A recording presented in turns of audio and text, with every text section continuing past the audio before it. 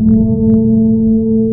the last 20 years, I have awakened in bondage. Each day, I look forward to tomorrow with the goal to finish what I've started.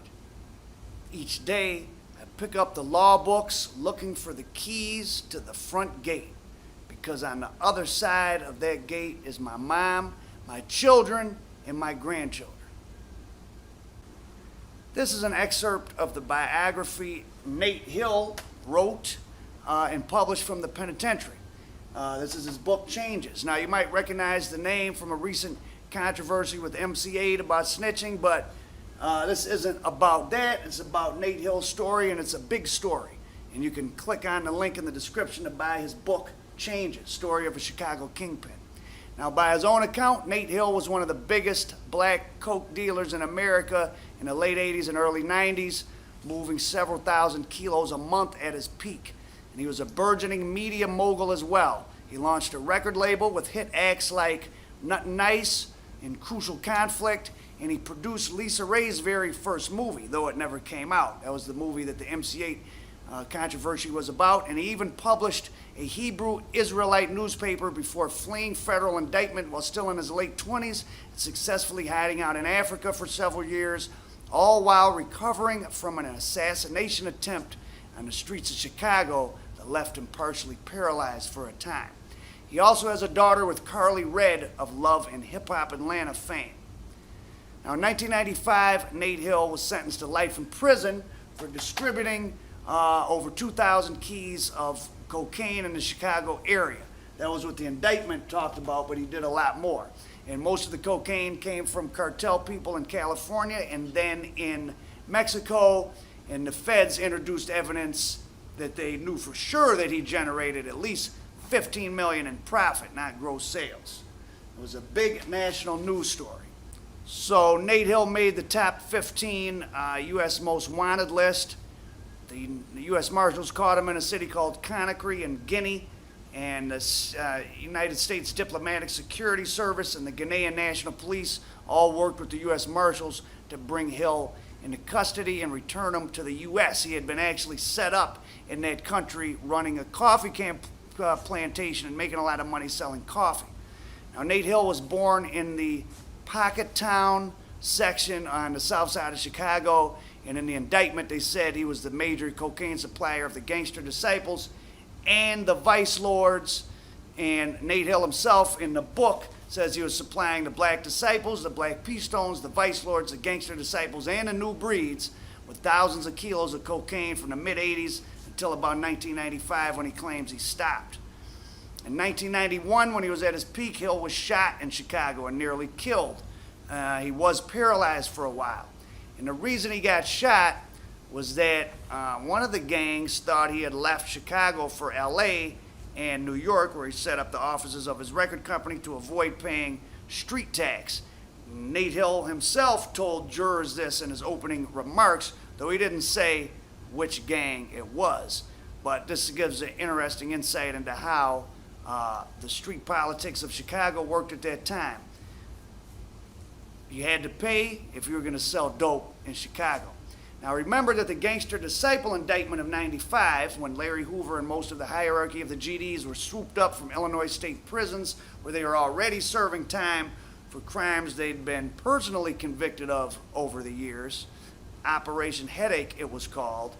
And eventually Hoover and the rest of the GD hierarchy were convicted of a massive RICO that centered around the GDs forcing drug dealers in Chicago to pay taxes to operate in GD territory.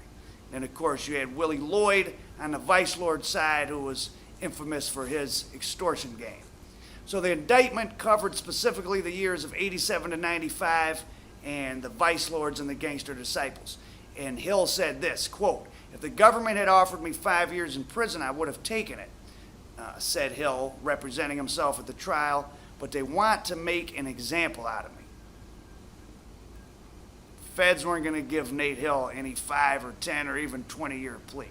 Now, you always wonder what motivates someone to risk life in prison for a few years of the good life, and perhaps this snippet from Nate Hill's book, Changes, will just help you understand what his childhood home was like in the Pockettown section on the south side. Quote, "The wood furnace barely warmed the house. The winters were severe in Chicago. We could count on the furnace to fill the house with smoke, but not heat. Mom couldn't escape the smoke because she was unable to move around. His mother had gotten sick. So in the midst of winter, when it was pitch black outside and 0 degrees, we would have our front door wide open."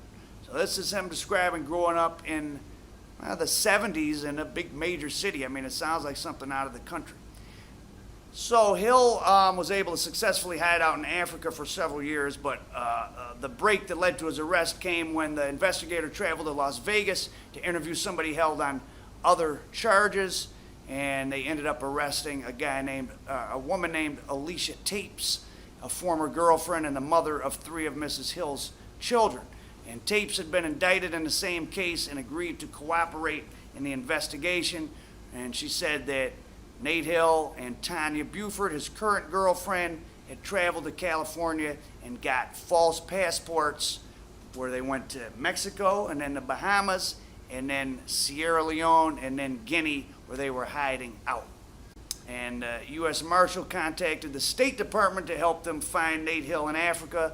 And they eventually found out that he was in a small country called Guinea on the West African coast. It's in, I think it's north of Nigeria. Eventually, a representative of the Ghanaian government named Mr. Lass rounded up a Ghanaian passport that included a photo with a striking resemblance to Nate Hill. He showed it to the U.S. Marshals, and they had an Illinois driver's license with the same photo and a social security card and a Chicago-based birth certificate, all bearing the name of Jimmy Earl Robinson. Quote, "It looked to me like we had a Chicago boy who wanted us to think he wasn't Nathan Hill." That's what the representative of the Ghanaian government said, but of course it was. And the Ghanaian National Police arrested Hill without incident on charges of operating a continuing criminal enterprise, money laundering, and using false documents. Before they could get him out of the country, Nate Hill supposedly offered $50,000 bribes to the Ghanaian police for his escape, but the Ghanaian, which is a lot of money over there, but the president of the country personally intervened to stop efforts by Mr. Hill's lawyers and others to either escape or get his case tried in Guinea. And while Nate Hill was in the U.S. top 15 wanted, he was actually operating as a legal businessman in Guinea, selling tons of coffee. I mean, he was a natural-born businessman after all. So while in Africa, Nate was making money selling coffee. He was a coffee, kind of a high-level, large amounts of coffee. I think he had a coffee plantation. And the guy certainly did have a knack for business. Listen to how he started his cocaine empire. A guy owed him $300 for fixing a car, or maybe it was he had stolen a car, I don't remember. And instead of giving him $300, he gave him $300 worth of cocaine, and he was off to the races. Now, as he tells it in his book, Hill grew up poor under the thumb of a hard father in Pockettown who semi-abandoned the family when the mother got sick. He got into stealing cars, and like I said, he was owed $300 for fixing a car or stealing it for someone, or he stole some parts or something, and the guy said, "Well, I'll give you $300 worth of cocaine instead of $300 in cash." And this was in the mid-'80s. And he doubled the money in a few hours by sitting around at something called Base Camp, which was a house in Pockettown where people were coming to buy and freebase cocaine. This was on the eve of crack's arrival in Chicago. This is pre-crack. One of Hill's methods to hide the proceeds of his drug business was to launder money through a bus company he invested in called So Hill was very sophisticated with the millions of dollars he was bringing in. He set up a record company called Pockettown Records, which eventually he was running out of New York, which might have been one of the things that caused him to get shot. And he had 2 groups, Crucial Conflict, you might remember the hit song Hey, and then Nuttin' Nice, which was an R&B group that had a few kind of mid-level hits. And a brief aside into the complicated strategies and outcomes of snitches in major cases.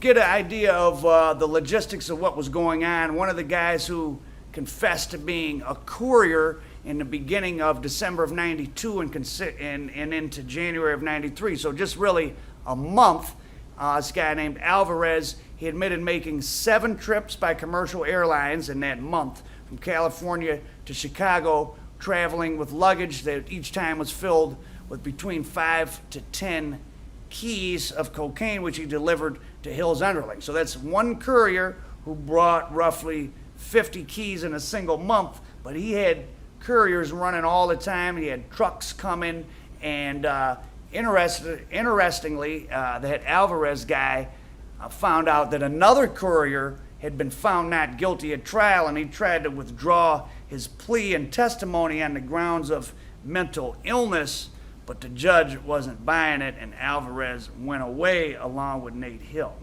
even though he told on him.